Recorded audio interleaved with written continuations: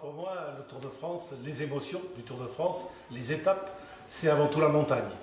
Et pour retrouver les émotions dans la montagne, malheureusement, aujourd'hui, je crois qu'il faut retourner un petit peu en arrière, car on a l'impression qu'aujourd'hui, le peloton, tout le peloton arrive en haut avec les oreillettes, et je crois que ça a enlevé du suspense au Tour de France.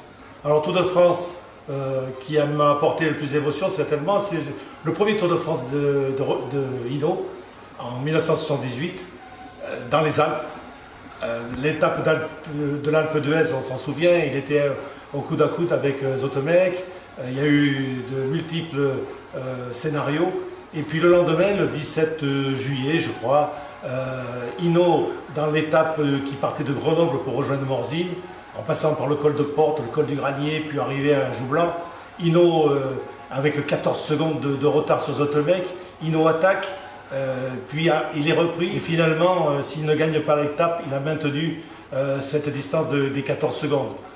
C'était la dernière étape des Alpes et quelques jours plus tard, dans le contre-la-montre, il reprend 4 minutes à Zotemek et il remporte à Paris son premier Tour de France. C'était en 1978, un tour où beaucoup d'émotions et beaucoup s'en souviennent encore.